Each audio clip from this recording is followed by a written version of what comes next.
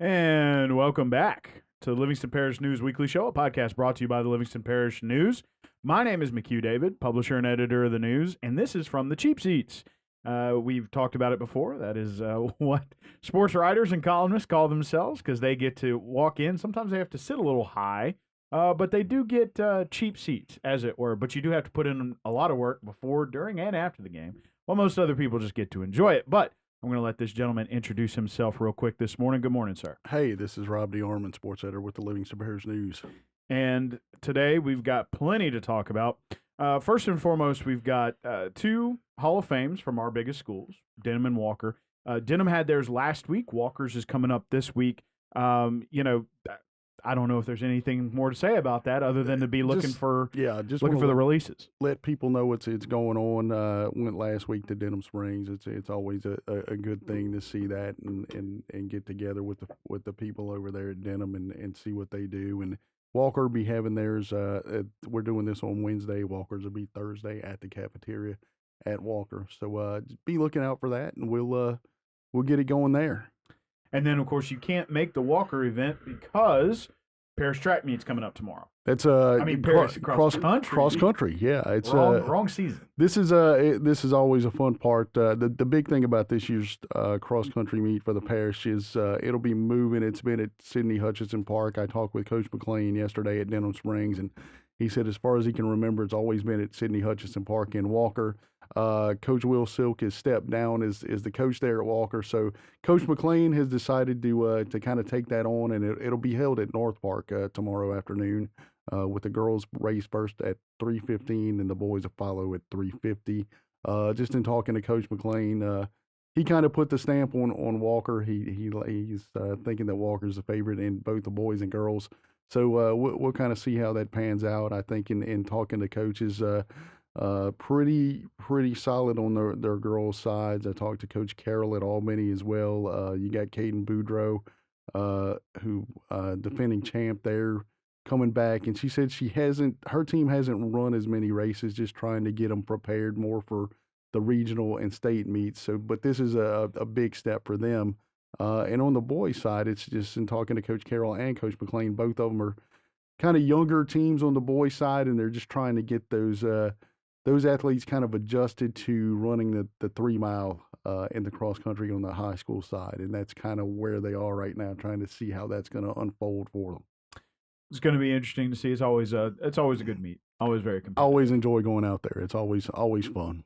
So before we get into the football portion, of the show, let's talk a little bit about volleyball. What's going on there? So give us a little roundup. Just posted a few scores from yesterday.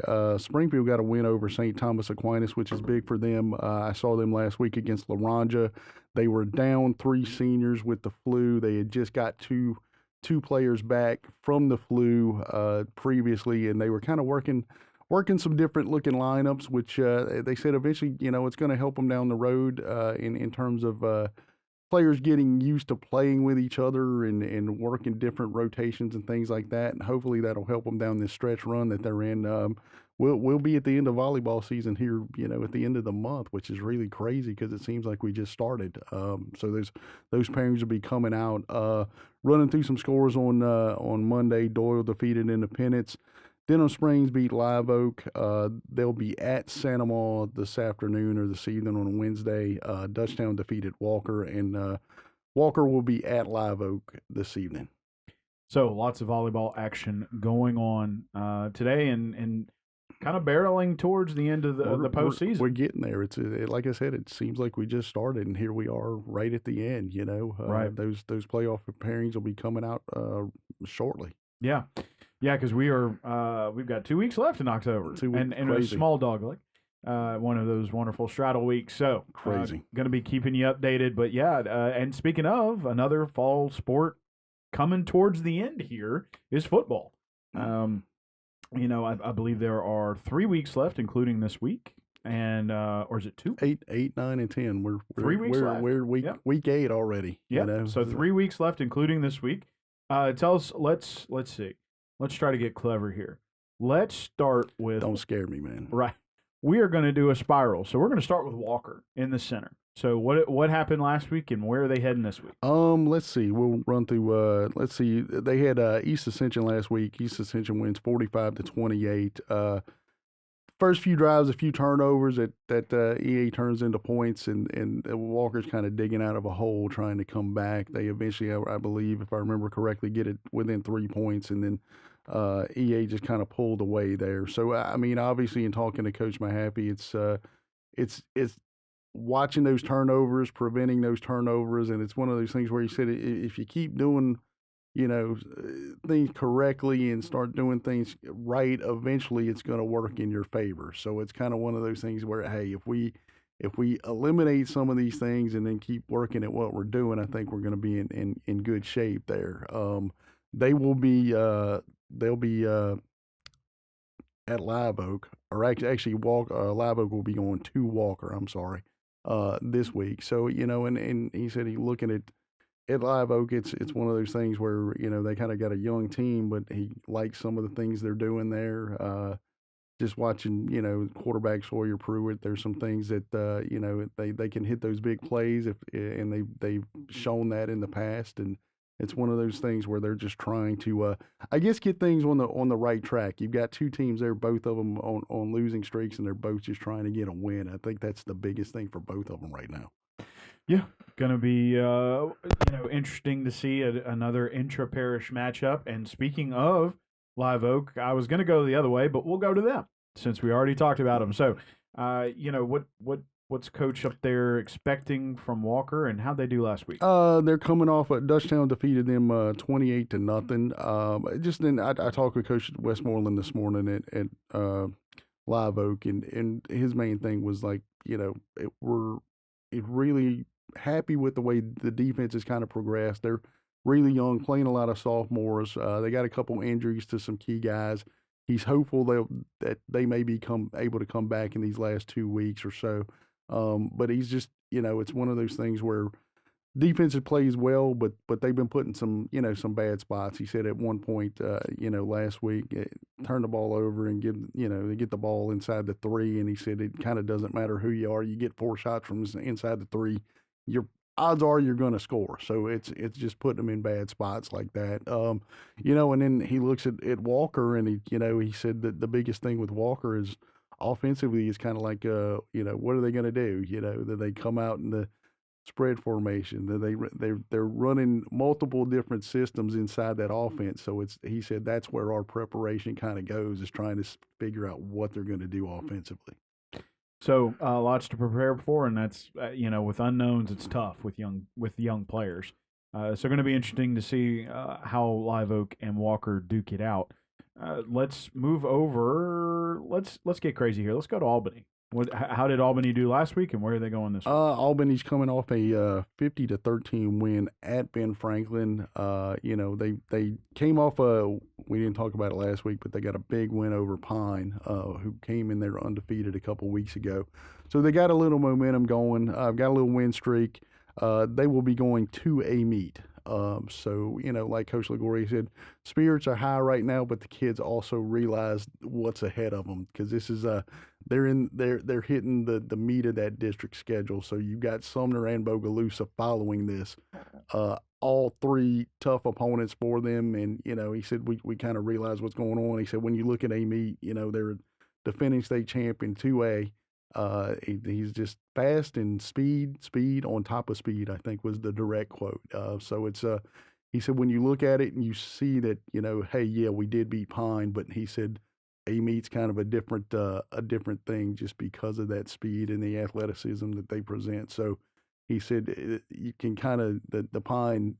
Yeah, it's a win for us, but it's not the same type of deal, because A-Meet is on a 2-game losing streak right now. Pine actually beat them last week. So he said when you see that, you're going to say, okay, well, they beat A-Meet. And it's one of those deals where Pine was able to stop a 2-point conversion to hold on to the win there. So, but like I said, this is the meet. This is what you look for, and they're going to Coach Ligori knows they're going to be tested from here on out. Sure, and these the 5As are dealing with the same thing. This is the first year where they're having to take on those teams from a little further south. So that's been interesting. You know, Live Oak already ran in. Well, they 2 teams have already. Yeah, and we'll talk about 2 weeks in, and like I said, man, it's flying by. Yeah, I know. And so we'll talk about Denham in a minute, but let's talk about Springfield. Continues to be plagued by injuries and sickness. Tell us a little bit about what happened last week and where they're going this week. Lost to Independence 44-14. That was Independence's first win.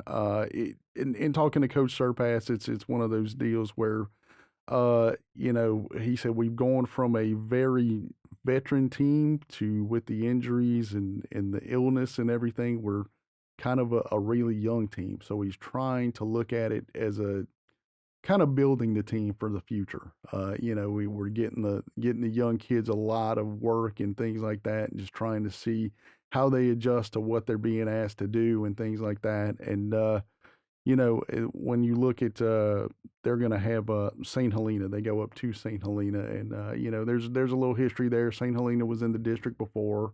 And then when they redistrict, they kind of went out, but they're back. And he said it's the same thing, kind of the same thing with Amite and Albany. It's a bunch of athleticism, and they have great receivers, and they want to try to test you going vertically. So he knows that the secondary is going to be challenged this week.